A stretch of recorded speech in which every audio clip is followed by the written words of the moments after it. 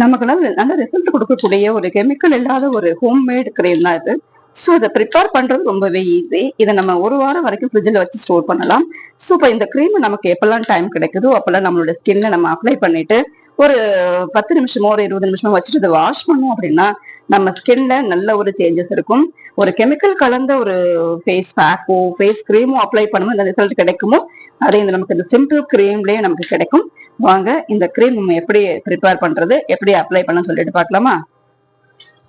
Homemade cream ready பண்றது தேவையான பொருட்கள் பாத்தீங்க அப்படின்னா 2 ஸ்பூன் அரிசி, பச்சரிசி எடுத்துக்கணும். அது ரொம்ப முக்கியம். கொரியன் ஸ்கின் கேர்ல பச்சரிசி தான் போடும். அது போல 2 ஸ்பூன் பாசி பருப்பு எடுத்துச்சு நல்லா ஊற வச்சுக்கணும். இது மினிமம் 2 ஹவர் மட்டும் ஊற வச்சா போதும். நான் இதை நைட்டு முழுக்க ஊற வச்சுட்டேன். ஸோ இது 2 முக்கியமான பொருள். அதுக்கடுத்து பாத்தீங்கன்னா அது 2த்தையுமே எடுத்துட்டு இருக்கிற தண்ணி எல்லாம் வடிச்சு எடுத்துட்டேன். ஸோ இப்போ ஒரு நாள் கூட ஊற வைக்கலாம். இதை ஊற வச்சுட்டு இதுக்கு தண்ணியெல்லாம் வடிச்சு எடுத்துட்டு இது ஒரு மிக்சி ஜார்ல போட்டு அரைக்கணும் ஃப்ரெண்ட்ஸ். ஸோ இப்போ நான் இதோட அளவு அதிகமா இருந்ததுனால நான் இதை பெரிய மிக்சி ஜார்ல தான் போட்டிருக்கேன். இதை போட்டுட்டு நல்லா நைஸா அரைச்சி எடுத்துக்கணும், ரொம்ப முக்கியம்.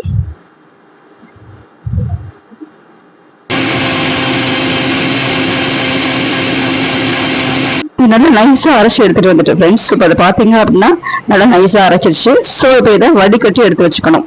ஸோ ஒரு பாத்திரத்துல வடிகட்டி எடுத்து வச்சுக்கிறேன். இப்போ இது போல ஒரு வடிகட்டி எடுத்துட்டு இதை நான் இதோட எல்லாத்தையுமே ஊற்றி வடிகட்டிக்கணும். ஸோ இதில் இருக்கிற சக்கரை எல்லாம் தனியா வந்துடும். ஸோ அதுக்கப்புறம் நமக்கு இது சக்கரை தேவையில்லை. ஸோ இப்போ இதனோட சாறு இருக்கு இல்லைங்களா, அது மட்டும் தான் நமக்கு தேவை. அதை எடுத்துட்டு அதை நம்ம என்ன பண்ணணும் அப்படின்னா அடுப்புல வச்சு சூடு பண்ணணும் ஃப்ரெண்ட்ஸ். நம்ம இதை டபுள் பாயிலிங் மெத்தட்ல பண்றதை விட இதை டேரக்டா ஹீட் பண்ணா சீக்கிரமா சூடாயிடும்.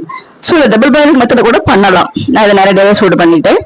ஸோ இதை கொஞ்சம் கையை விடாம கலந்துட்டே இருக்கணும். அப்படி இல்லை அப்படின்னா கொஞ்சம் கட்டி ஆயிடும் ஃப்ரெண்ட்ஸ் சீக்கிரமா.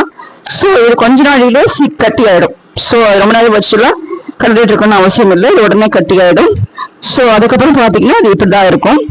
ஸோ இதை நம்ம கிண்டிக்கிட்டே இருந்தோம் அப்படின்னாக்கா நான் இப்போ இது அப்படியே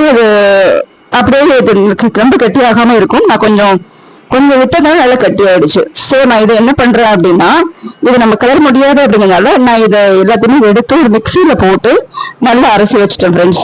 ஸோ இப்போ இதை கட்டியா இருக்கிறத எப்படி இதை நைஸா ஆக்க முடியும்னா இது நல்லா மிக்சியில போட்டு அரைச்சி எடுத்துக்கணும் ஃப்ரெண்ட்ஸ். இதை அரைச்சி எடுத்த பிறகு பாத்தீங்கன்னா நல்லா நைஸ் ஆயிடுச்சு ஃப்ரெண்ட்ஸ். பார்க்கவே ரொம்ப ஒரு சாஃப்ட் டெக்ஸ்சர்ல கிடைச்சிச்சு எனக்கு இது. ஸோ எனக்கு பார்க்கறதுக்கு இப்படிதான் இருக்கும். ஸோ இப்போ இதை எல்லாத்தையுமே எடுத்து வச்சுட்டேன் ஃப்ரெண்ட்ஸ். ஸோ இப்போ பார்த்தீங்க அப்படின்னாக்கா ஸோ இப்போ இந்த க்ரீம் கூட நம்ம என்ன ஆட் பண்ண போறோம் அப்படின்னா ஆலோவேரா ஜெல் ஆட் பண்ண போறோம். ஸோ இப்போ இதில் 2 அல்லது 3 ஸ்பூன் ஆலோவேரா ஜெல் போட்டுக்கணும். ஸோ இப்போ இதை போட்டுட்டு இதையும் இதோட போட்டு நல்லாவே கலரணும் ஃப்ரெண்ட்ஸ். இந்த க்ரீம் கூட ஆலோவேரா ஜெல் ரொம்ப முக்கியமான ஒண்ணு. இதுதான் இந்த க்ரீமுக்கு இன்னும் கொஞ்சம் கூடுதல் பெனிஃபிட் கொடுக்கக்கூடிய ஒண்ணு. ஸோ இதோட இதையும் ஆட் பண்ண போறோம். இது நல்லா போட்டுட்டு நல்லா கிளறி வைக்கணும் ஃப்ரெண்ட்ஸ். நல்லா கிளறணும். நான் இந்த கிளறி எடுத்து வச்சுட்டு ஸோ இப்போ இதை என்ன பண்ண போறேன் அப்படின்னா இதை ஒரு பாட்டில்ல ஸ்டோர் பண்ணி வைக்கலாம். இல்லை இது போல இதே பாத்திரத்துல வச்சுட்டு இதை மூடி போட்டு இல்லை ஒரு தட்டு போட்டு கூட மூடி வச்சு ஃப்ரிட்ஜில் வச்சு ஸ்டோர் பண்ணலாம் ஃப்ரெண்ட்ஸ். இது நம்மளுடைய கன்வீனியன்ட் தான். இதை ஃப்ரிட்ஜில் வச்சு ஸ்டோர் பண்ணணுங்கிறது முக்கியம். அது மற்றபடி எதுல வேணாலும் ஸ்டோர் பண்ணலாம். ஒரு பாட்டிலையும் ஸ்டோர் பண்ணலாம். இதை இப்படியே வச்சு தட்டு போட்டு கூடவும் ஸ்டோர் பண்ணலாம்.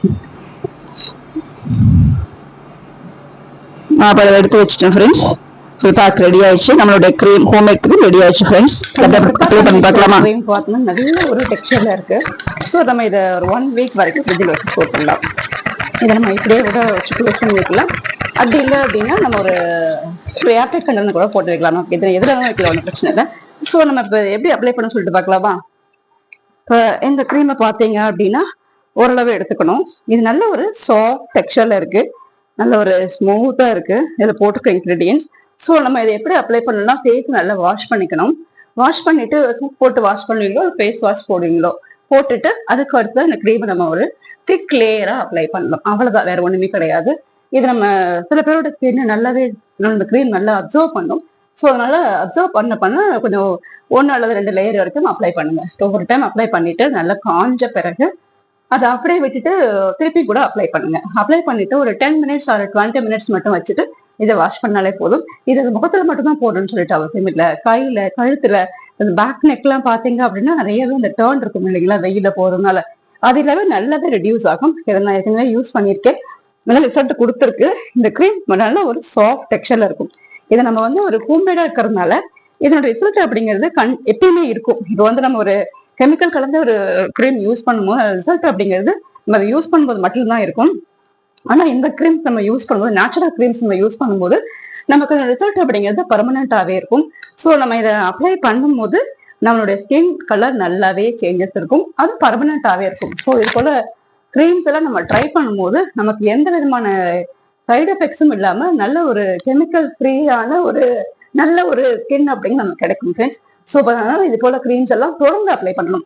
ஒரு 1 டே மட்டும் அப்ளை பண்ணக்கூடாது, ஒரு 1 வீக்காவது அட்லீஸ்ட் அப்ளை பண்ணணும். அப்பதான் அந்த ரிசல்ட் அப்படிங்க நமக்கு கிடைக்கும்.